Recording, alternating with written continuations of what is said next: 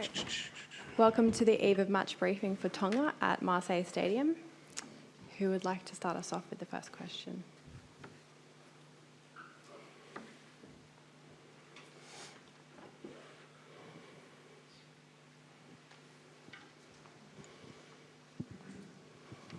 Hello, everybody. Question for you, Dan. Sorry, Nick Mullins from ITV Sport. Hi, Nick. How do you set up a scrum to take on South Africa?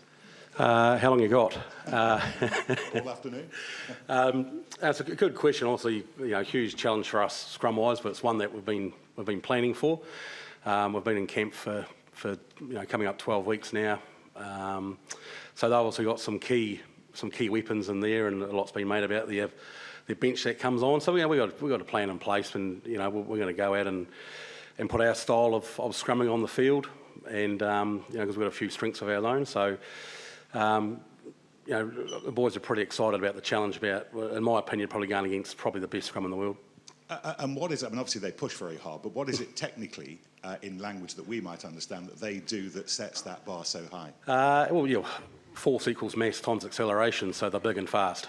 Is the short answer to that, and they've got good combinations there. And they've been together a long time, very experienced. I've been fortunate enough to coach a couple in Japan, and when you add that with the South African mindset, that's quite well known. It's a pretty impressive beast. Cheers, Nick. Do we have another question? Yeah, this gentleman here. George Bahulu, Tonga Sports Tribune. This question's for Viliami and Tanginoa. What's it like to be able to represent your country at the highest level? For me, it's pretty special. Coming from my dad's full Tongan. He was born in Tonga and moved over to New Zealand when he was about 25. He's been in New Zealand ever since. So for me, it's pretty special just to represent him and just give back to him. For my family in Tonga as well. I've got a few cousins and uncles and stuff still left in Tonga, so it's good to represent them on the world stage. Yo, it's an honor for me to represent my family and my people. Yeah.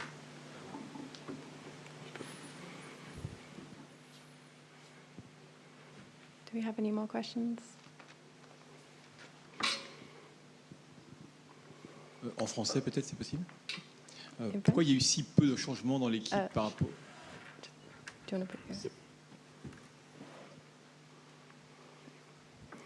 Vous avez fait très peu de changements dans l'équipe par rapport à l'équipe qui a été battue par l'Écosse et l'Irlande. Pourquoi ne pas avoir peut-être fait jouer une équipe, d'autres joueurs et préserver cette équipe-là pour la victoire contre la Roumanie?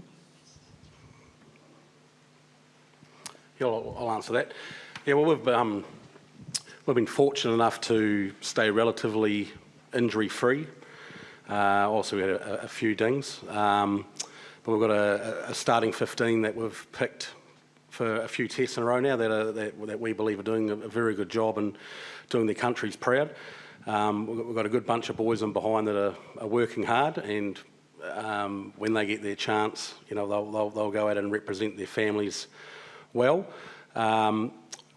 But I guess the short answer to your question is we've got a very solid and experienced 15 that we believe is the best 15 for this game on Sunday. Yes, it's right here. Adnan Mohammed from Sport 24. In 2007, you guys came very close to knocking out the Springboks in that. How much confidence or how much will that help you, the thought that you guys can do that in the World Cup on this big stage?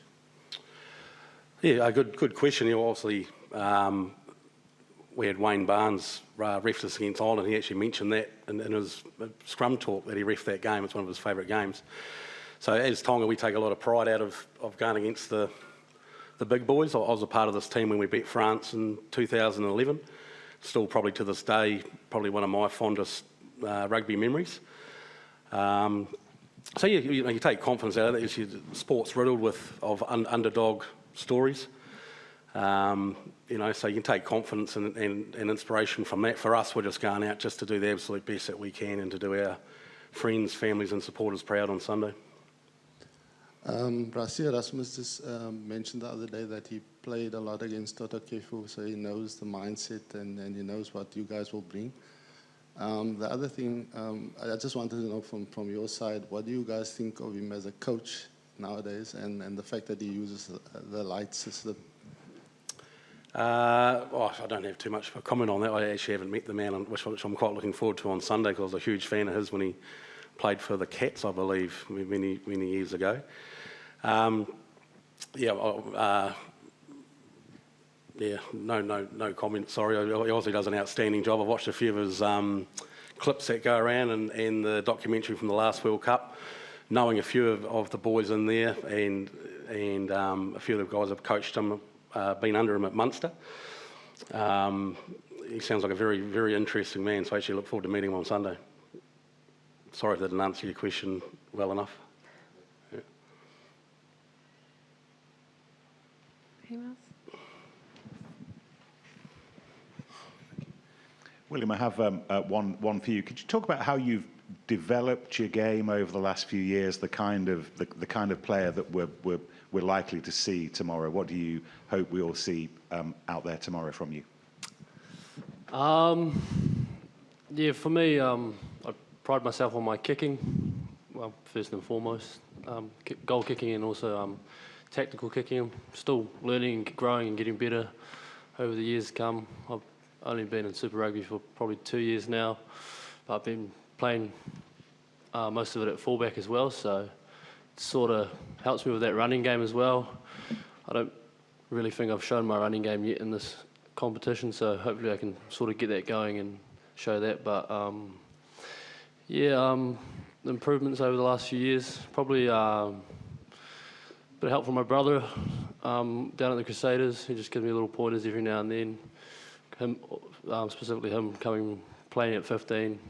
15 is pretty much like another playmaker at 10, so I've got the same skill sets, but yeah, thanks. And do you have 10s that you've always enjoyed watching that might impact on your game at the moment?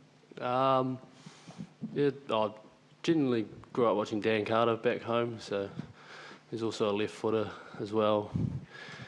Dan Carter, and when I was coming through school, a bit of Richie Moanga as well, so probably those two probably watched a little bit. And from the European sides, I remember watching guys like Freddie Michalak and stuff like that from France.